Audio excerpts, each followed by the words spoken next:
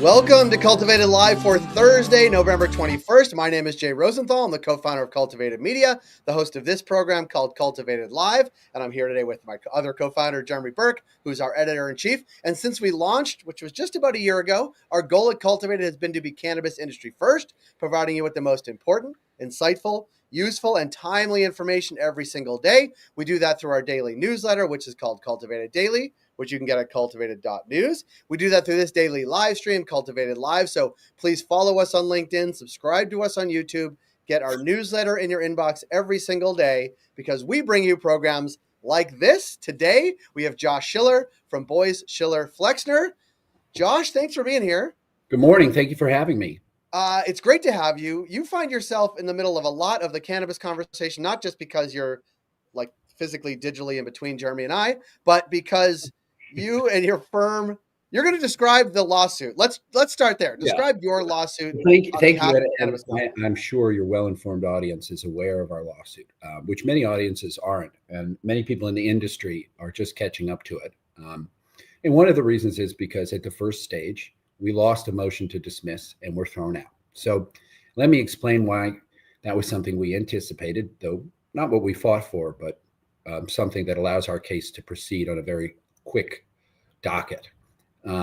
We filed a case on behalf of a group of various entrepreneurs in the marijuana business in Western Massachusetts. I think we filed it in the fall, late fall, almost a year ago, a little less than a year ago. And we argued in April in the courthouse on a motion to dismiss that was filed by the government. The government took the position that the Supreme Court's decision in 2005 involving what I like to describe as the final chapter of the war on drugs, when the Bush administration literally raided the medical marijuana industry in California, which had been around for almost about 8 years at that point, and shut down a bunch of businesses that were otherwise operating lawfully within the state licensed and regulated program.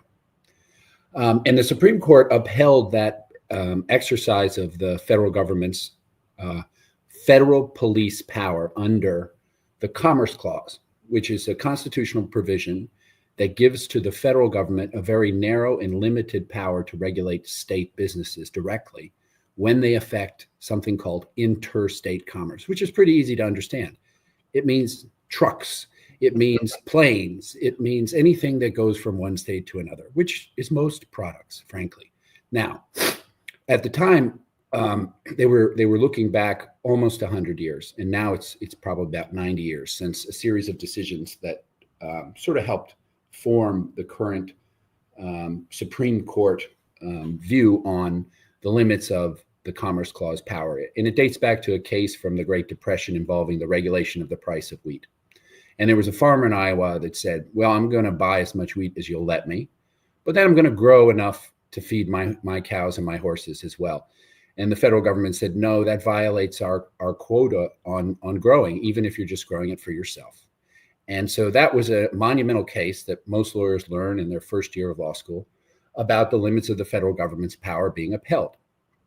Now, at the time that the Supreme Court reached this decision, which was in 2005, my first year in law school, actually, it was criticized by some. It was criticized popularly by people who were proponents of the nascent medical marijuana business as an industry. It was criticized by Justice Thomas, who was not as well known then as he is now, and who is known as a staunch federalist, meaning he's one of the jurists on the Supreme Court who subscribed to a theory that the federal government really should have very limited police power when it comes to interfering with states' rights. And he has, for almost 20 years, continued to criticize that decision in dissents, he writes. And a few years back, he called the current policy half in, half out. And that's important because that's really the genesis of how our case came together. We had some clients who we'd been representing in different states over the years. And, we had been looking at this case, my partners and me, in particular, my father, Jonathan Schiller, who put this case together, and his founding partner, David Boies, who had asked me to help when I started representing some of these businesses, think about an action under the Commerce Clause, because we were watching, and it really happened once California entered the business, that it was clear to us that if a majority of states hadn't already achieved it, it was very close, and it would be a majority soon. And that was correct assumption. But back then in 2018, when I started to talk to some of my clients and say, hey, you want to spend a lot of money on a high profile litigation against the United States? They said, hey, Josh, we're trying to survive here.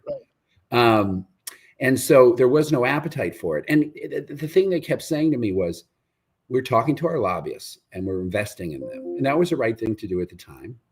And they said, it's right around the corner. There's bipartisan support for it, which was true then and is true now. But we've been around that corner a lot of times, and it just seems like the door doesn't close. It's a roundabout, and we can't get off. So fast forward to now, and we have rescheduling going on, and we can see how slow even a process that makes sense to everyone takes. And so our clients had the initiative finally to put together some selective funds that were much needed to grow their business, and decided that let's litigate this case. And this is the right time. And we're glad we did it, because we received a very thoughtful decision by the district court judge. He ultimately ruled that his hands were tied by the Supreme Court case. And I'll come back to that in a minute and explain why we thought that doesn't need to be followed anymore. And it has to do with half in, half out. But then he also said that our clients had standing to sue, which was important. In every constitutional case, the government usually comes in and says, well, because we don't really want to litigate this case, nobody's injured here, nobody is standing. And you know, in many cases, it's taken a significant amount of litigation to prove standing, because there's a group of people who are indirectly representing an interest. The famous line they teach you in school is a line from Antoine Scalia, who's a very famous conservative jurist, who's no longer with us, who said, a tree has no standing. You know, and then that was a case involving, protection of the environment many, many years ago. And so he found that our clients were injured directly and indirectly, because the financial consequences imposed by the federal government's continued overhang of illegality has consequences. As everyone in this industry knows, and particularly the investors, the taxation is discriminatory. They tax on revenue. You have no access to small business loans, and you don't have the access to capital markets in the way normal businesses do. You have to pay extra for insurance and security. You mostly operate cash businesses because of the lack of credit card facilitators. And all of that is a direct consequence of the federal government's continued criminalization and the threat of prosecution. And so coming back to our argument why the Reich v. Gonzalez is the name of the case from the Bush administration is no longer controlling, is because the policy has changed. And I think that's pretty easy for anyone to recognize. And what the court said was that we had made persuasive arguments, and that it should be considered or reconsidered on the facts as we've pled them. And those should be taken into account, and the limits of the constitutional power under the Commerce Clause examined again. But it shouldn't be me, the court said. It should be the Supreme Court. And we appreciate the thoughtfulness. He had a 2-hour oral argument, invited us into his courtroom, which was well attended on a teleconference line that I asked the court to set up for the press. And, he did what we could ask him to do, and the most he thought he could do. And we're now 2 weeks away from arguing in the First Circuit in Boston, Massachusetts, which is the appellate court there. And so he wrote his decision quickly, and we had a decision by the beginning of the summer. We were fully briefed a few weeks ago, but before we were fully briefed, the court scheduled oral argument, recognizing that there was public interest in this case, and that it may be a case that continues after the First Circuit. And so we're thankful to be able to have another opportunity in court to argue our case. So what happens? I mean, in layman's terms, what happens next in the appellate court? Like, looking ahead to the next 2 weeks, if you guys make your argument well, what's the next step? So it's almost a binary outcome, right? Either the motion to dismiss is upheld, and then we'd have to petition the Supreme Court to hear the case, and that would be our last chance. And as people who follow the law know, the Supreme Court takes very few petitions. There's no mandate that they hear a petition in the normal course. They have to hear certain kinds of petitions involving the death penalty, but that, outside of that, they get to choose, and they're very selective. They hear a very small single-digit percentage of the cases that they take on. It used to be less than 6%. I think it's probably less than that, but I am not up to date on that statistic. But it's very few. And what happens is they have a meeting. They hold a quorum, and then they vote. And they need at least 4 of the 9 justices to say that this is a case we should hear. Now, we like this case for that purpose because we know that Justice Thomas disagreed with the case originally, which means he probably wants to rehear it. He's also saying he wants to rehear it, or we're reading the tea leaves, and the tea leaves suggest that to us. Right. We also believe that Justice Gorsuch, who's a well-known and an author of Federalist Principles, would be interested in a case like this. And we think that there's no reason we can't get 2 more, if not all of the rest of them. The Supreme Court historically has evolved as issues, cultural issues, have changed the public's opinion. And if I don't think there's a single thing where the public's opinion on a topic like marijuana has evolved over the last 20 years. I mean, it really hasn't. Abortion didn't change that much. I think people felt pretty strongly about abortion or against it 20 years ago as they do now. But I think with cannabis or marijuana, as we call it in our paper, being distributed both medically and available recreationally for people who otherwise weren't going to walk down a dark alley with a guy in a ski cap and give him $50 on the way to soccer practice, might stop and try a box of gummies for later. And so it's reached a new audience. It's well regulated and safe. It's also increasingly potent, but you can walk into a shop and get advice. And so places like Massachusetts want to protect the integrity of the licensed and well-run and operated systems that they have invested in. And I believe that we'll have support from these states, from their attorney generals, as we move forward with this case one way or another. I believe the other outcome was the one I was supposed to talk about as well, which is that the court could agree with us. And it could re-examine the facts and apply them based on the allegations in the complaint. Now, because of the posture of our case being on a motion to dismiss, the court can only look at the allegations. On the other hand, we didn't get the allegations from a secret contract between Pfizer and the United States government or something. We took the facts from the public record. They're easy to observe. There's a lot of literature on them. There's a lot more literature being presented about the safety of marijuana by the federal government. And the same week we're arguing, which we're delighted and interested to hear, and will be continued until the spring. But there's a lot of information to consider, both about the drug itself, but more importantly about the federal government's policy. And so we asked the court to look back to 2014 and to examine whether the federal government's the Congress's use of its authority to restrict the Department of Justice's budget from allocating any resources to interference with lawful medical marijuana businesses as a fact, establishing that the federal government's policy is not what it was during the Bush administration.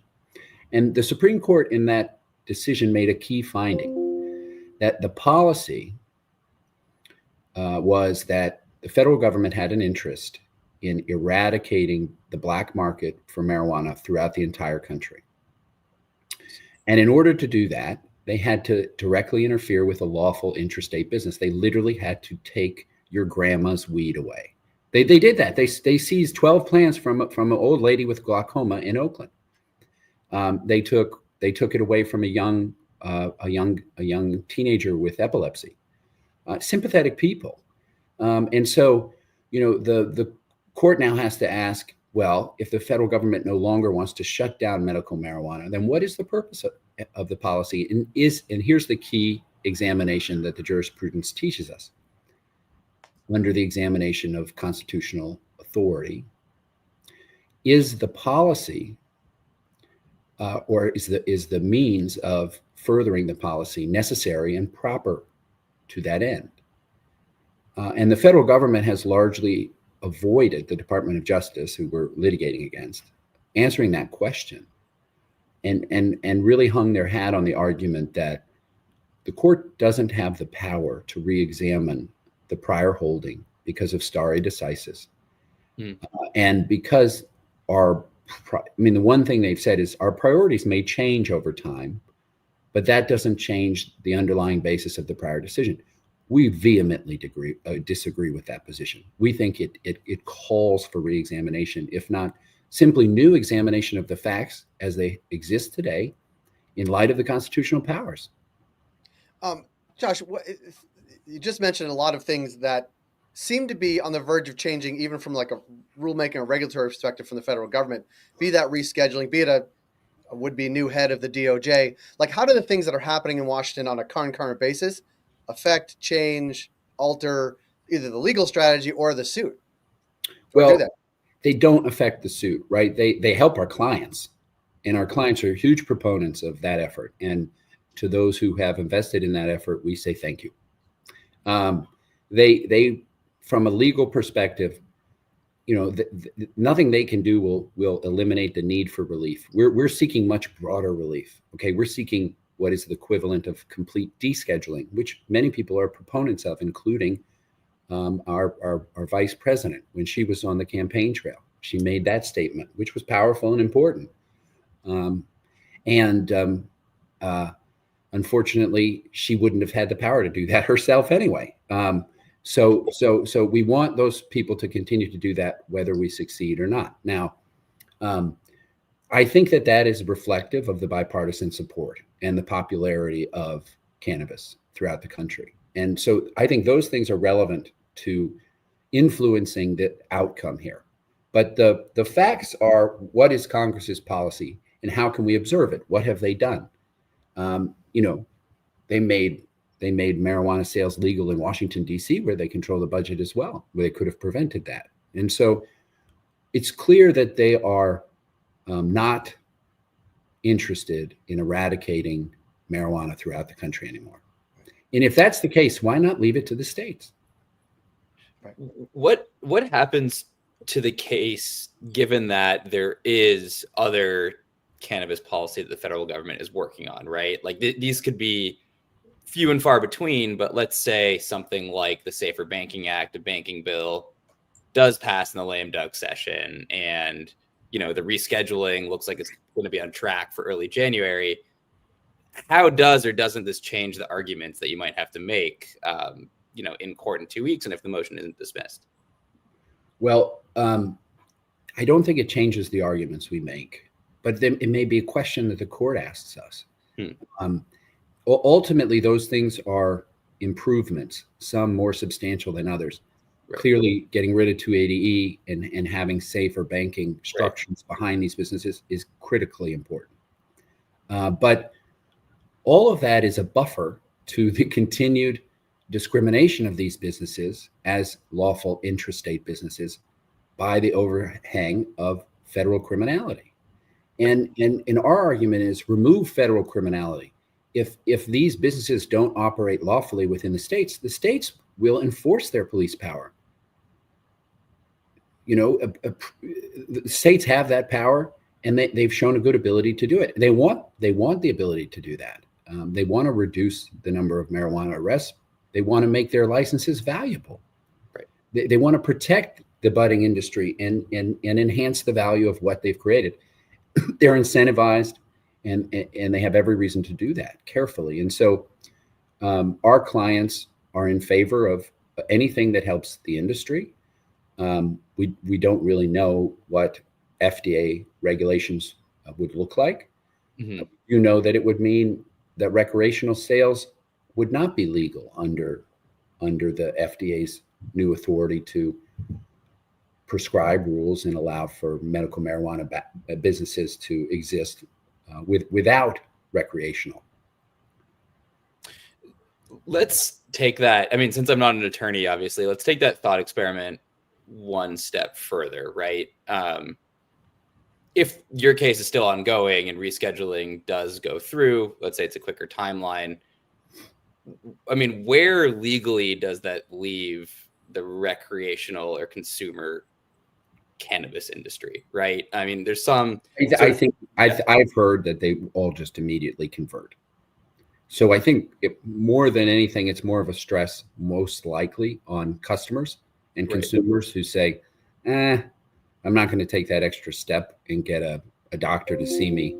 I may, okay, now that it's just a prescription, that's one more, it puts a little bit more of a burden on the consumer. I think the people who operate businesses will be highly motivated to ensure that they're in compliance for the benefits, financial benefits. Now, I also don't think that is the most likely outcome, because I think that our case is going to proceed on a faster track.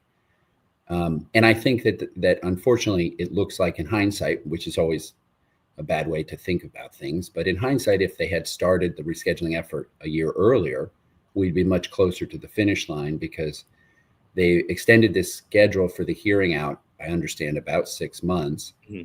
And, there's a threat of litigation. I mean, there's always litigation over any administrative policy. So if there is litigation, it could slow down the process. But that depends on a judge. A judge can reject an argument that there should be an injunction, or a judge can grant an injunction saying, we'll hear the case and let it be appealed. And so if there is, and remember, even after the hearing, then the FDA has to go through its rulemaking process. I can't tell you how long that's going to take. But our case is going to be heard now, which means a decision likely to come in the early part of next year. And if we're filing a petition to the Supreme Court, or the federal government is, because they don't like the decision, which they would do, it's possible that the Supreme Court takes on the case and hears it next summer, and that we have a decision next year, while rescheduling is still sort of in the works, so to say. That's my view of what's probable. Now, I'd like to see immediate government action following the hearing. They've already made the decision. All they're doing is defending it now. So I don't see why it couldn't move quickly. And I think proponents should say, Mr. President, remember what you said on the campaign trail. Please help us get this done quickly. It's the overlapping nature of rescheduling a lame duck session, and then a new session of a new Congress, a new incoming administration with all mostly new players, or would-be players, if and when they get confirmed. Creates an interesting time frame for the next year. That they're all going to go through recess appointments and then cause a year worth of litigation after that. So it will also be coming up a year from now or a year from now, when they have to actually get reconfirmed or confirmed again. Actually confirmed. There's a lot going. I mean, I guess my point is there's a lot going on, and a lot of it is not just tweaks around the edges of what's happening, but actually has, to your point, Josh, there's major implications for your clients, for the industry, and if we have this conversation November 21st next year, a lot will have either changed or stayed the same, but staying the same will actually be a change of where the trajectory seems to be going. I think that's right. And I think we'll know a lot more about our case by that point. Yeah. Where we'll be on rescheduling, I can't predict, but our government just has the ability to make easy things really difficult. If the case goes, let's say, again, the thought experiment, if the case goes the way you want it at the Supreme Court, I just want to get this very simple for our viewers. In layman's terms, this is really about federalism more than it is about cannabis, right? But the Supreme Court is only the Supreme Court. Like what happens next? Because ultimately, won't Congress have to start generating rules The FDA will have to go through rulemaking process. Like, the Supreme Court isn't going to say with the stroke of a pen it's legal and all these businesses are operating legally without regulations, right? No, what the decision that would be basically the opposite of the outcome in the Reich case would be to say it's not necessary and proper to regulate marijuana as a Schedule I drug, and even if it were Schedule III at that time, which I don't anticipate it being, but even if it were, to use your federal criminal power to interfere with these intrastate businesses, and therefore you're enjoined from doing that. Now, that wouldn't mean that they no longer have the police power for interstate businesses. In fact, interstate businesses, if they sprouted up, would technically violate the laws of the states, which is why everybody is going to great lengths to set up businesses in a careful, proper way. That helps these states. It promotes the interests of these states, and it protects the citizens to some degree, to the degree that the states feel that they do the best job for their citizens. And the citizens have the ability to decide that by going to the ballot.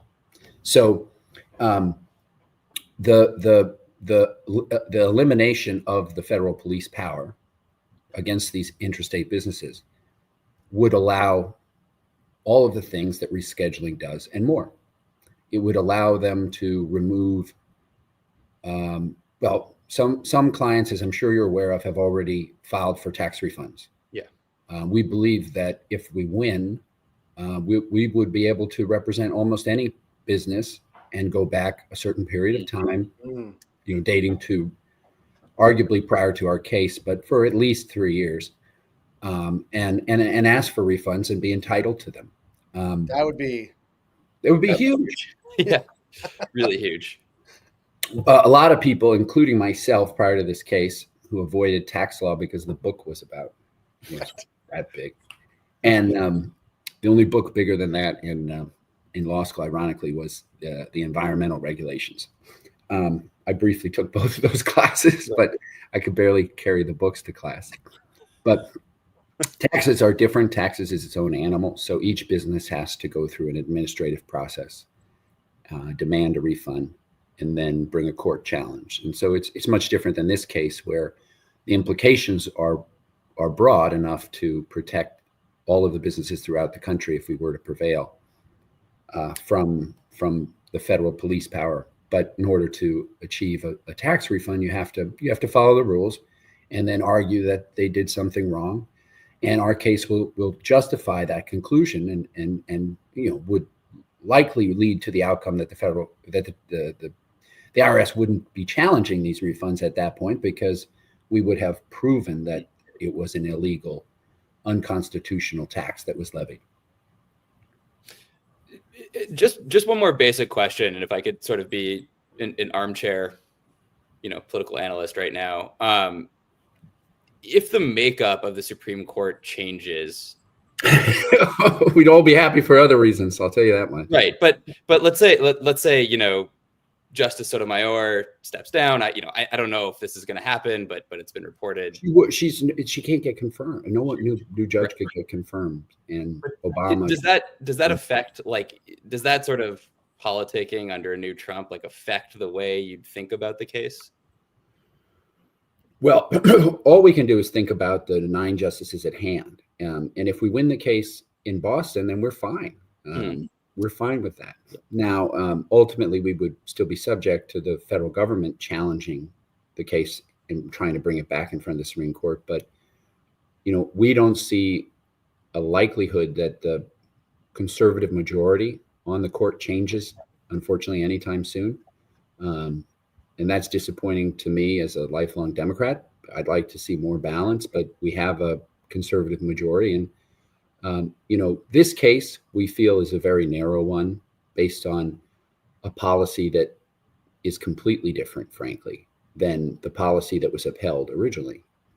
And so there aren't going to be wide sweeping repercussions other than simply to say, well, okay, this case establishes a principle that's already established. It's already established that you can bring a new case challenging an old case when the facts and the circumstances underlying the legal conclusions have changed. That is not a new concept in our justice system, and I think it's obvious why, right? So this decision ultimately, on the way we've argued it, would be limited to enjoining the police power on these circumstances, because Congress has taken steps to get away from the eradication policy, and if not eliminate the eradication policy, and to allow the medical business to flourish.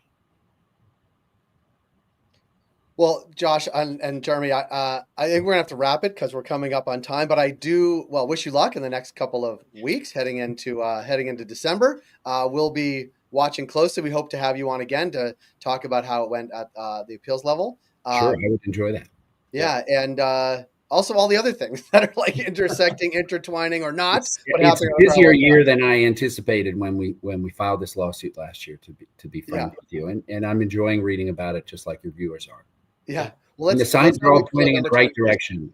Let's just hope that the speed picks up. We'll quote you on that. We're off with that. Josh, on behalf of the team here at Cultivated, thanks so much for joining us. We'll be back tomorrow with Chris. I can't remember if it's Chris Kasaki or Chris Roberts from MJ Biz, talking about the latest, actually from Washington as well. We'll be back tomorrow, 10 a.m. Eastern, 7 a.m. for our friends on the Pacific. See you then, everybody.